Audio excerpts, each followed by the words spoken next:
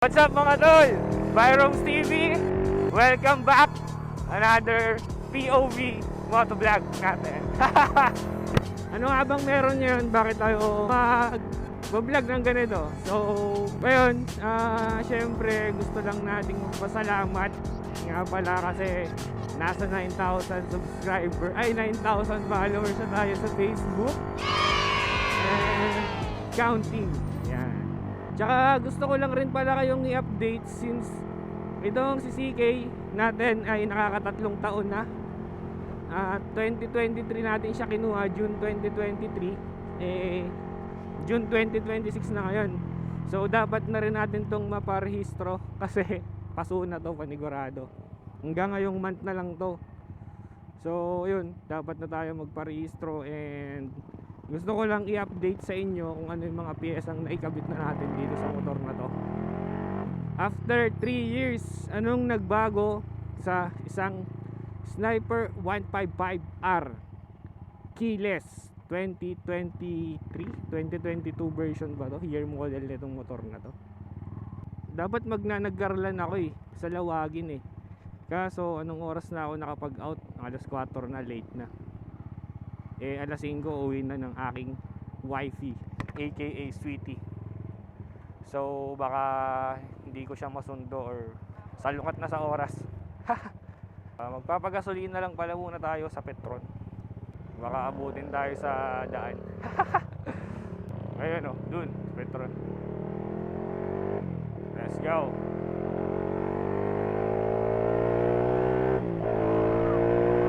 Ayan, nag 1 bar na lang. Let's go.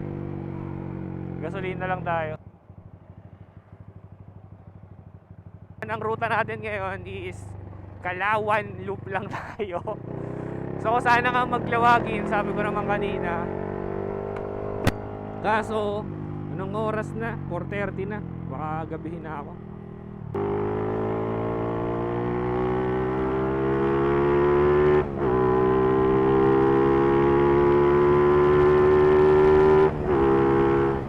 Ay, may nakalimutan ako. Hindi ko nadala yung GPS ko.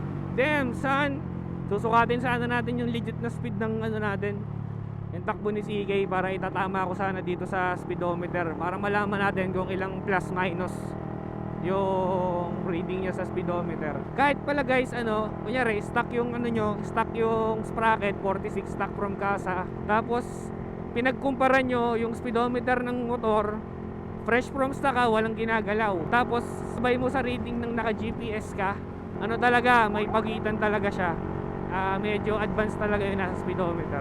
Yun lang yung napansin ko Pero kaya gusto kong gawin is GPS talaga tayo magbe-base ng natin, ng takbo ng motor. Kasi yung daming napipeke Sinasabi nyo, ang bilis ng takbo ng ang bilis ko magpatakbo, ang bilis ng motor. Hindi nyo alam, advanced reading lang talaga ito, nasa panel natin, advanced reading lang yan. Kaya kunyari yan, 80, wala yan. Nasa 50 pa lang yung legit na takbo ko. Umiyok pa nga. So, ikot-ikot lang tayo dito sa Kalawan. Marami nga pala nagtatanong sa cellphone holder natin. DIY lang yan, boss. DIY lang yan mga boss. Quad lock gamit ko, tapos DIY lang natin. Itong idea na to, galing to kay Molina Natsu, Shadow Natsu. Follow nyo siya sa TikTok, Street GP. Yan. Solid, angas ang motor din nun. Tangina, palong-palo yun. Paldo yun, paldo, pogi pa. Shout out, Tol Natsu. Dito na siguro tayo tumigil. Pakita ko na sa inyo. At ayun na nga mga tol, Byroms TV, ninja mode muna tayo. Wala akong sombrero So, uulan na, nakita nyo. So, mabilisan lang to, mabilisan. Papakita ko na sa inyo.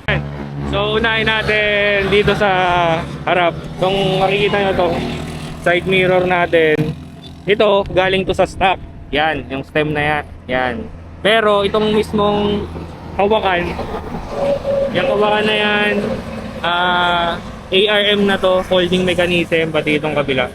So, ito, tinabasan ko lang ito, yung stem niyan, ito. Tinabasan lang natin yan para hindi masyadong mahaba.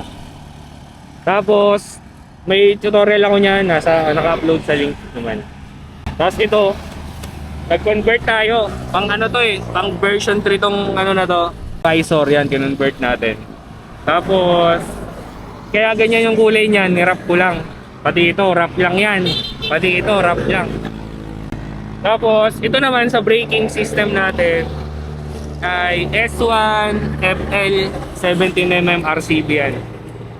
Yan, kasama to. Tapos binilang ko lang ng ganitong holder. ARM ba to? ARM din to. Pero para mas maposisyon ko ng maganda yung tank. Ito, recent lang to. Recent lever guard lang natin yan. Yamot.ph ata to. Ito naman, phone holder natin. Dito ko na nilagay yan. Yan. May tutorial. Ito, quad lock to. Pero pwede nyong gamitin yung push lock. Ganun. Yan. Tapos may tutorial ako niyan. PM nyo lang ako kung gusto nyo makita. Ito naman, yan. Ito ay UMA quick throttle yan. Mulayan ko lang ng katulad nito. Ganitong kulay. Spray paint lang. Ito naman, switch natin, right switch. Daytona to, Daytona slim switch. May ano, kill switch siya, hazard, tapos busina. Dito naman sa kabila, ayan, S1 FL, S1 clutch perch to, cable type. Ayan, na ganito to kasi nung nasemple lang tayo. Tumukod, tas buti hindi naputol. Ito, bar end lang to, CNC bar end lang yan, tapos in-spray paint ko lang. Tapos ito, ang handle grip pala natin is RCB Nagamaki. Nagamaki. Naman, yan. Upuan natin to since ano, ito yung dati pa nating upuan hanggang ngayon okay pa rin siya. Ito. Strict GP, kay Jeremy Tandog pa to dati. Kay Jeremy ko nakuha. Ito, itong front shock natin, napalitan na rin natin yan. Regalo sa akin ni Sweetie ng asawa ko. LCM 31mm suspension. Mayroon akong vlog niyan, DIY kung paano ko ginawa. May mga tabas din yan kasi hindi yan plug and play. Tapos ito kasama na yung pumili kayo kasi ng LCM or JBL suspension, may kasamang ano, ganitong front ano, ang tawag kasi dito fender A, kasi ito fender B. Yan. Nagtapas din ako dito, tinabasan ko yan para hindi tumama dito. Tinanggal ko kasi yung engine cover ko eh. Wala lang. Kasi yung tignan nyo, mapapansin nyo, yung coolant wala na dyan, nandun na sa taas. Unahin natin to. Cardinals air duct. Ayan. Air duct yan para sa disc at saka dito sa caliper. Hangin, para may hangin, cooling effect yun. R1 caliper, 4-pot caliper yan. Tapos may bracket tayo, nakuha din natin sa orange shop yan. Match para dito sa LCM suspension natin, tsaka ito po. Plus, itong 300mm nating disc. Matagal na sa atin to ha, Del Cubic, pero solid pa rin. Del Cubic yan. Gulong natin, harap, tsaka likod is SP500 yan. 1.85. Tapos ang gulong niya is 9080. Yan. Naka-hose tayo. Yan, hose. RCB hose yan. Tapos naka S1 GRT na brake master sa likod. Ang gulong natin dito sa likod SP500, 2.5 ang size niyan. Tapos gulong is 110/70.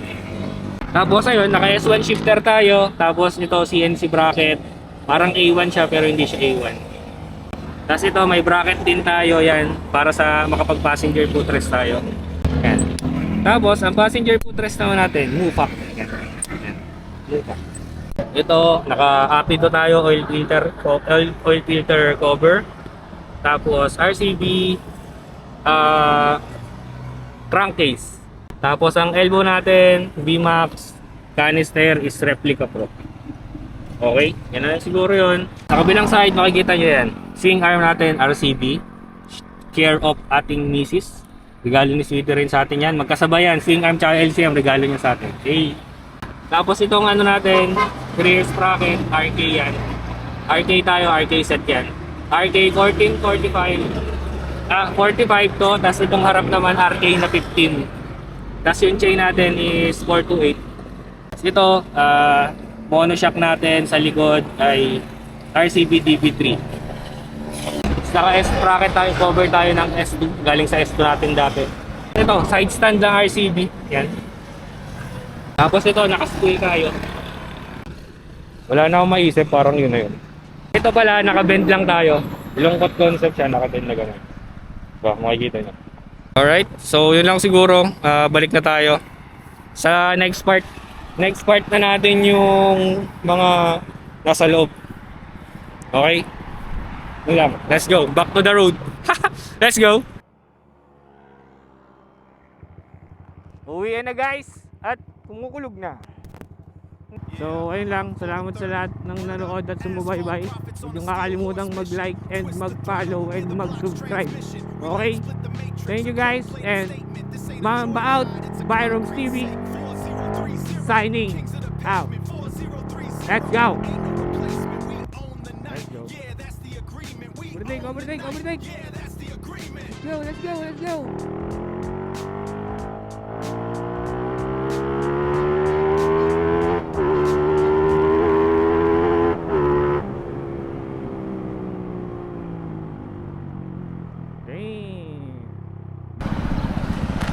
Yun lang, ano ba?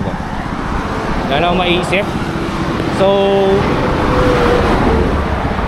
decals lang naman yan eh. Decals lang. Yun na. Pero black pa rin to, diba? Alright, so yun lang siguro. Balik na tayo sa next part. Next part na natin yung mga nasa loob. Okay? Yun lang. Let's go. Back to the road. Let's go.